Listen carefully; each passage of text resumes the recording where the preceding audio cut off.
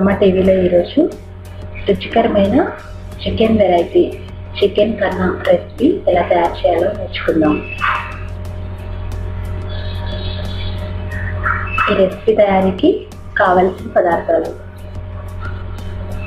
అర KG chicken తీసుకోండి with leg pieces, kasuri methi 2 table స్పూన్లు, Kashmiri red chilli powder 2 table స్పూన్లు, అల్లం వెల్లుల్లి పేస్ట్ 2 టేబుల్ స్పూన్లు, కాజు 50 గ్రాములు. దాన్ని నానబెట్టి 2 టేబుల్ స్పూన్ల పేస్ట్ చేసి పెట్టుకోండి. గసగసాలు 2 టేబుల్ స్పూన్లు, దాన్ని కూడా నానబెట్టి 2 టేబుల్ స్పూన్లు పేస్ట్ చేసి పక్కన పెట్టుకోండి. గరం మసాలా పౌడర్ 2 టేబుల్ స్పూన్లు, వేయించి పొడి చేసుకున్న ధనియాల పొడి 2 టేబుల్ స్పూన్లు, బటర్ 1 టేబుల్ స్పూన్, పసుపు 1 టీ స్పూన్, కారం రుచికి సరిపడా, ఉప్పు రుచికి సరిపడా. ఒక పెద్ద ఉల్లిపాయని చిన్న ముక్కలుగా కట్ చేసి పెట్టుకోండి. అలాగే ఒక పెద్ద టమాటాని ముక్కలుగా కట్ చేసి పక్కన పెట్టుకోండి. 4 బిర్యానీ ఆకులు, నూనె 4 టేబుల్ స్పూన్లు. దీనికి ఎక్కువ నూనె అవసరం అవుతుంది. తయారీ విధానం చూద్దాం. ముందుగా ఒక బౌల్ తీసుకొని దాంట్లో లెగ్ పీసెస్ తీసుకొని పొడవుగా కట్ చేసి పెట్టుకోండి. అప్పుడు మసాలా లోపలికి బాగా చికెన్ని 2 సార్లు కడిగిన తర్వాత పెట్టుకోండి. ఇప్పుడు మిగతా చికెన్ పీసెస్ అన్ని ఆ బౌల్లో వేయండి. దానికి 1 టేబుల్ స్పూన్ అల్లం వెల్లుల్లి ముద్ద వేసి బాగా కలపండి. అలాగే 1 టేబుల్ స్పూన్ కాశ్మీరీ మిర్చి powder, 1 table spoon kasuri methi ఈ చికెన్ కూరకి ఎంతో రుచిని తెస్తుంది అన్నమాట. ఇది చాలా మెయిన్ ఇంగ్రీడియంట్. ఇప్పుడు ఈ 3 బాగా కలిసేలాగా కలియబెట్టండి. కసూరి మెథి, కారం, అల్లం వెల్లుల్లి ముద్ద చికెన్కి బాగా పట్టేలాగా మొత్తం కలియబెట్టండి. చేత్తో బాగా కలిపి దాన్ని మ్యారినేట్ చేసుకోవాలన్నమాట. ఇప్పుడు ఒక 15 నిమిషాల పాటు దాన్ని మ్యారినేట్ చేయండి.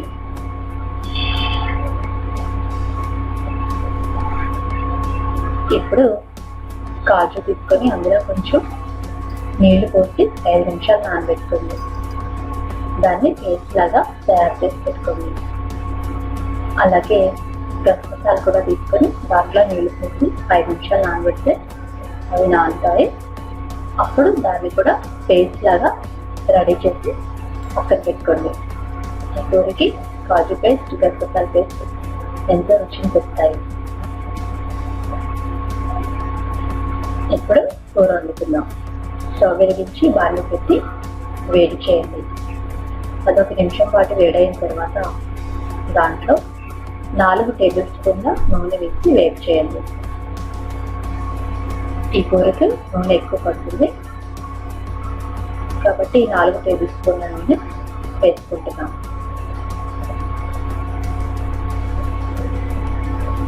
నూనె వేడైన తర్వాత అందులో తరిగి పెట్టుకున్న ఉల్లిపాయ ముక్కలు వేయండి. మీడియం ఫ్లేమ్లో పెట్టి ఉల్లిపాయ ముక్కలు బ్రౌన్ కలర్ వచ్చే వరకు వేయించండి. తిప్పుతూ వేయిస్తూ ఉండండి. ఇప్పుడు 4 బిర్యానీ ఆకులు కూడా వేయండి.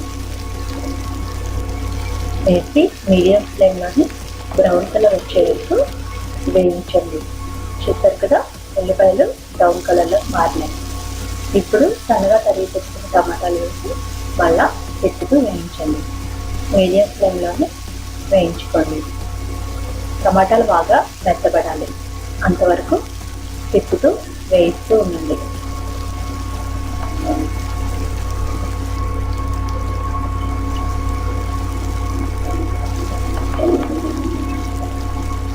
టమాటాలు బాగా మెత్తబడినాయి కదా. ఇప్పుడు అల్లం వెల్లుల్లి పేస్ట్ 1 టేబుల్ స్పూన్ వేయండి. దాన్ని 1 నిమిషం పాటు ఫ్రై చేయండి. అంటే పచ్చివాసన పోయే వరకు ఫ్రై చేయండి.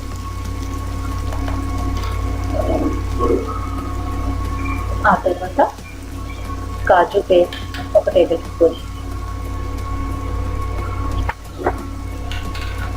అలాగే గసగసాల పేస్ట్ కూడా వేసి బాగా కలయబెట్టండి.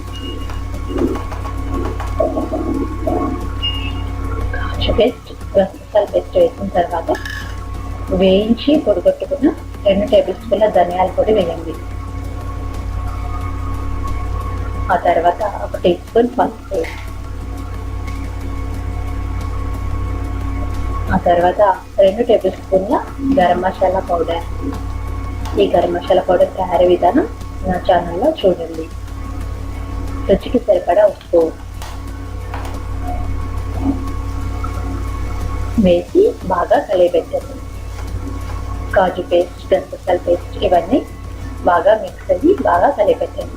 ఇప్పుడు సిమ్లో పెట్టి వేయించుకోండి. బాగా తిట్టిన తర్వాత దానికి 1 table spoon Kashmiri chilli powder వేయండి. కాశ్మీరీ చిల్లీ పౌడర్ వేసి పచ్చికారం కూడా వాడుకోవచ్చు. ఇదైతే మంచి ఘాటుని ఇస్తుంది కూరకి. ఇప్పుడు సిమ్లో పెట్టి బాగా కలియబెట్టండి. చూసారు కదా, కూర బాగా వేగుతూ ఉంది. ఇప్పుడు గసగసాలు కాజు పేస్ట్ చేసుకున్న వాటర్, అంటే దానికి ఆ గిన్నెలో కొంచెం నీళ్లు పోసి 1/2 కప్పు నీళ్ళు అయిన తర్వాత వాటిని ఈ కూరలో వేయండి. ఇప్పుడు లో ఫ్లేమ్లో పెట్టి బాగా ఉడికించండి. ఎప్పుడైతే గ్రేవీ దగ్గర పడుతుందో అంతవరకు లో ఫ్లేమ్లో పెట్టి ఉడికించుకోండి. చూస్తారు కదా, ఆ కూర బాగా ఉడుకుతుంది. ఈ గ్రేవీ అంతా దగ్గరికి అవ్వాలన్నమాట. కొంచెం గ్రేవీ దగ్గర అయిన తర్వాత మ్యారినేట్ చేసుకున్న చికెన్ ముక్కలు వేసి సిమ్లో పెట్టి 10 నిమిషాల పాటు ఉడికించుకోండి. చికెన్ ముక్కలు వేసిన తర్వాత ఒకసారి కలియబెట్టండి. ఈ మసాలాలు చికెన్కి బాగా పట్టాలి, అందుకని ఒకసారి కలియబెట్టి 10 నిమిషాల పాటు ఉడికించుకోండి.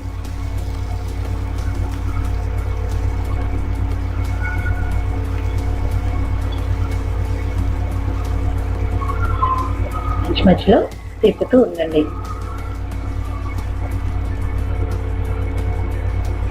మసాలా ముద్ద చికెన్ ముక్కలకి బాగా పట్టి లోపలికి వెళ్ళి ఎంతో బాగా ఉంటుంది కూర. ఆ తర్వాత 5 నిమిషాల పాటు మూత పెట్టండి. తర్వాత మూత తీసి దానికి 1 టేబుల్ స్పూన్ బటర్ వేసి మళ్ళీ కలియబెట్టండి.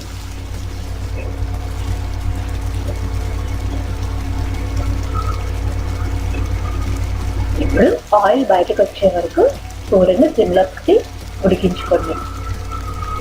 తిప్పుతూ మధ్యలో ఉడికిస్తూ ఉండండి. చూసారు కదా, గ్రేవీ దగ్గర పడింది, ఆయిల్ బయటకు వదులుతూ ఉంది. ఆయిల్ ఎప్పుడైతే బయటకు వదులుతుందో అప్పుడు కూర రెడీ అయిందని అర్థం. ఇప్పుడు 2 టేబుల్ స్పూన్ల కస్తూరి మేతి వేసి మరో 2 నిమిషాల పాటు కలియబెట్టుకొని కూరని దించుకోవచ్చు. కస్తూరి మేతి ఈ కూరకి ఎంతో రుచిని తెస్తుంది. అది తప్పకుండా వేసి ఈ కూరను వండుకోండి. అలాగే కాజు గసగసాల పేస్ట్ కూడా అంతే, ఎంతో రుచికరమైన చికెన్ కన్నా రెడీ అయింది. ఆ తర్వాత మీరు తింటే చికెన్ ముక్కలకు కూడా మసాలా చేరి ఎంతో రుచిగా ఉంటుంది కూర. అది ఒక బౌల్లో తీసుకొని రైస్, రోటీ, చపాతీ,